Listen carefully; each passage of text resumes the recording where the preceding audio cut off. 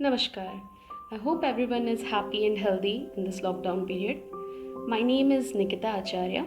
I have recently completed my Master of Science in Physics with a specialization in condensed matter physics. And in the upcoming series of videos on Gurukul E-School, I will be trying to cover most of the topics related to high school level physics, that is class 11th and 12th. So without any further ado, let's quickly move on to the first topic in our series. Basic of physical world. Man has always been a very curious being, and it is this curiosity which has been the very basis of our education. Why is the moon visible only at night? Why does rain fall down? Why do plants grow upwards and why is the fire hot? Several such questions throughout our timeline and throughout a variety of civilizations have tormented man and thus enabled him to educate himself through his curiosity. Even for the last 5 or 6 years, you have been asking yourselves the same questions. What is science? What is physics? What is chemistry? What is biology? And every year we add a little bit more to our already stated definitions and understanding. So let us start with the very basic question, what is science and where does it come from?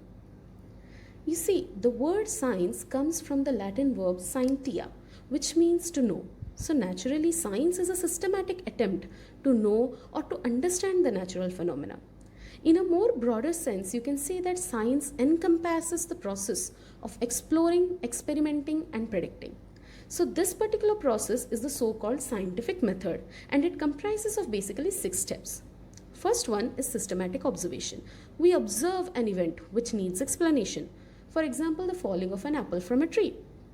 Second, we talk about controlled experiments. It is sometimes possible that some events are a work of sheer chance and that there is no natural phenomenon involved in there. However, it is imperative that we perform some experiments to better analyze our event. And once we are done with our analysis, we move on to qualitative and quantitative reasoning. Why do we think that a particular event occurred? This is the stage to put on all our assumptions and hypotheses to find reason. And once we are done with that, we move on to creating a mathematical model for our event. Because it is never enough to simply qualitatively analyze a situation in physics. We have to provide a way to mathematically represent our findings so as to provide a quantitative proof to the event. And then we go on to predicting possible future use and applications of our so found observations. And lastly, it helps us to verify or falsify a theorem also. Because you see, like I stated earlier, qualitative analysis is important, but it is not enough in itself. It is possible that we have been working on a hypothesis which was not true. But once we follow all these steps, it becomes a little easier to test the validity of a particular theorem. For example, when Copernicus stated the heliocentric theory, he said that the planets moved in circular orbits around the sun. However, later, when Kepler did an extensive analysis of the procured data, he concluded that the data fit better for elliptical orbits. Similarly, the failure of Newtonian mechanics at the atomic scale led to the development of quantum theory, and so on. Various examples are there. So, now that we have established the basics of science, let's move on to our topic, that is physics. Physics actually comes from a Greek word which means nature. The Sanskrit equivalent of physics is bhautiki. This refers to the study of the physical world and hence the name of the chapter.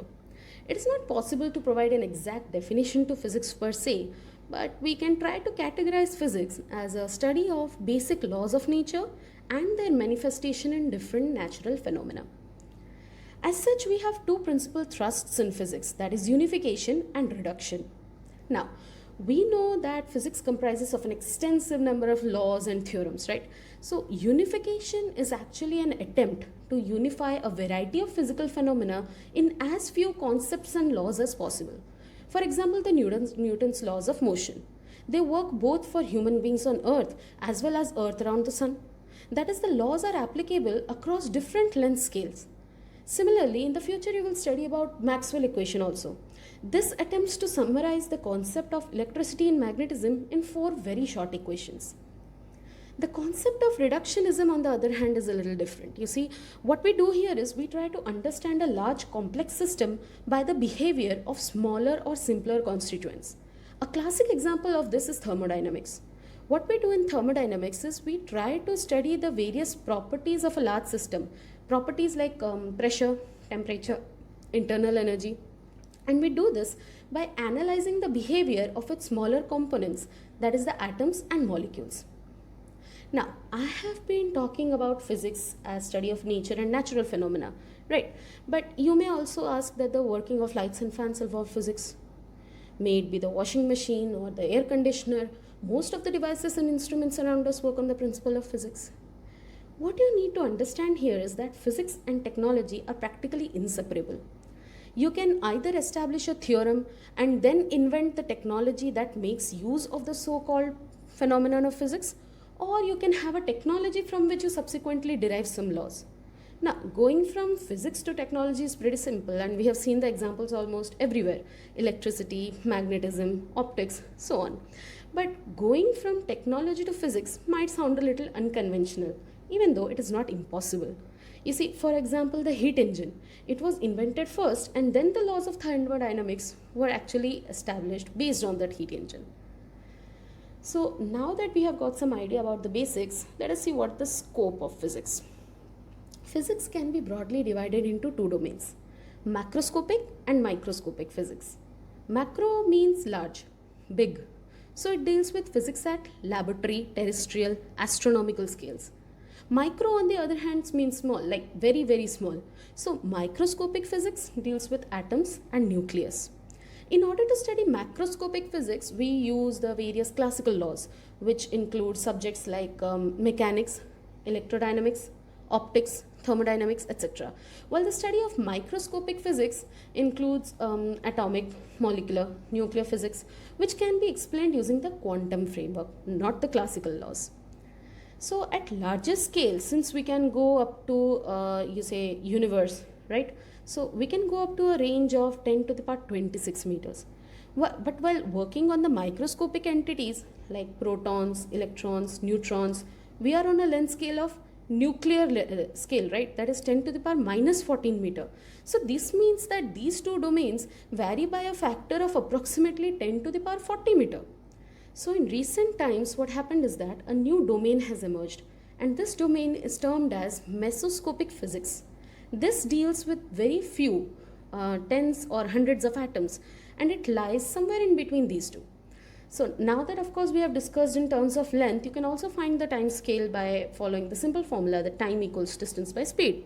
All you have to do is divide 10 to the power minus 14 meter and 10 to the power 26 meter by 10 to the power 8 seconds, which is this order of speed of light, and you'll get your results. So in a zest of all of this, the discussion we have had so far, we have three important perspectives that have been developed in physics over the time. First, physics depends on mathematics. Like I previously stated, qualitative analysis is never enough. What we need is a mathematical model, or you can say a quantitative analysis of a theorem or a law or an event, whichever it is. The substantiation is necessary. So this quantitative analysis substantiates the particular observation. Second, laws of physics are universal. Again, I have already discussed this one with the example of Newton's laws of motion, how they can be applied on a variety of length scales. Third, strategy of approximation. Now this is very important because we work with extremely complex systems in physics almost all the time. It is nearly impossible to directly derive, mathematically or otherwise, the results of such a complicated event. Hence, we need to make a few assumptions and approximate a few quantities. Then we carry out the necessary analysis, and then we introduce some changes to our approximations in order to find theoretical results that would better fit the experimental data. This is a more practical approach. For example, you can take the case of presence of air resistance during free fall. This will complicate our experiment. What we need to find is that acceleration due to gravity is independent of mass. So let's say we take two long evacuated tubes. We ignore the air resistance, and then we let a stone and a feather drop through it. And then we expect that they will both reach simultaneously so as to prove our theorem. The next topic in our section is the fundamental forces in nature. Now there are four fundamental forces in nature: gravitational force, electromagnetic force, weak nuclear force, and strong nuclear force. In order to understand them better, I have designed a scale to represent the relative strength of these forces with respect to one another. The strongest of all of these is the strong nuclear force. So we assume its strength to be unity, and then we compare the strength of other forces based on this. You see, strong nuclear force are those that bind the protons and neutrons inside the nucleus. So they are very short ranged forces and they work at a range of 10 to the power minus 15 meter. Naturally, without any attractive forces among the nucleons, that is protons and neutrons, we need something very strong to bind them together, right? And hence these kind of forces are prevalent because they offer the nucleus the required stability. The next one is the electromagnetic forces. Now they work up to an infinite range. However, they are not as strong as the strong nuclear forces. In fact, they are 100 times weaker than the previous one. And as the name suggests, electromagnetic forces operate on charged particles. We know that moving charges produce magnetic field and that a changing magnetic field will produce current. Right? So, hence the name electromagnetism. Here we have a variety of laws to govern the behavior of these charged particles such as Coulomb's law, Ampere's law, Faraday's law and so on. Then comes the weak nuclear forces. Weak nuclear forces work at a range of 10 power minus 16 meter, which is even smaller than the nuclear domain. However, their strength is another story altogether. You see, they are 10 to the power 13 times weaker than the strong nuclear forces. And because of this, they only appear during certain nuclear phenomena. For example, during beta decay, we get an electron and we get a chargeless particle, that is a neutrino. The last and weakest of all of these forces is the gravitational force. It is almost 10 to the power 39 times weaker than the strong nuclear force. But despite being so weak, gravitational force work over an infinite range of distances and they can be applied to almost all objects in the universe. The last topic in this chapter is the laws of conservation. Now, every time we work on certain complex problems in physics, we look for tactics, assumptions that can help us solve the problem at hand. So in such cases, conservation laws play an important role in deriving some conclusions. The basic conservation laws as we have studied so far and we will be studying further are the conservation of total energy, momentum, mass, both linear and angular momentum and charge. Total energy of a body is basically sum of kinetic and potential energy. Here you should not confuse total energy conservation with the general thermodynamics rule of energy conservation. What we are talking about here is the conservation of energy in a particular body. For example, take the case of a free fall. Suppose I am standing at the top of a hill of height h and I drop a ball from there. Now initially, because of the height of this ball, there is some potential energy in the ball, right? And since I am at rest, the ball is at rest, there is no kinetic energy. But now as the ball will fall freely under gravity, the height will decrease, so potential energy will decrease. And the velocity will increase, so kinetic energy will increase. And this keeps the total energy of the body constant. Likewise, conservation of mass can also be seen during chemical reactions where sum of masses of reactants is equal to sum of masses of product and the energy lost in binding energy is actually very small, so we can ignore it.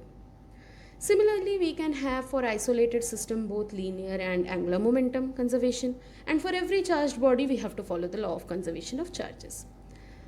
The important thing here to remember is that the laws of nature do not change with translation in space or time. That is, if you carry out an experiment on Earth or Moon, there might be changes in physical parameters like pressure or temperature, but the laws of physics that govern these experiments are the same. Similarly, it doesn't matter if the experiment is being carried out in 1970 or 2070. If the conditions for the experiment are same, the results will be same. Now that we have completed the basics of this chapter, Physical World, let's quickly summarize what we have learned today. First, we talked about what is science and we discussed the scientific method. Then, we learned about the basics of physics, unification, reduction, and then the relation between physics and technology and the society.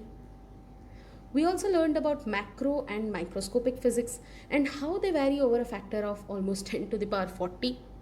Then we discussed the three basic principles of physics. That is, physics depends on mathematics, laws of physics are universal, and the strategy of approximation is very useful. We discussed the four types of fundamental forces in nature, from strongest to weakest, as a strong nuclear force, electromagnetic force, weak nuclear force, and gravitational force. And lastly, we discussed about the conservation laws and their relation to the symmetries in nature. So that is all for today. Thank you.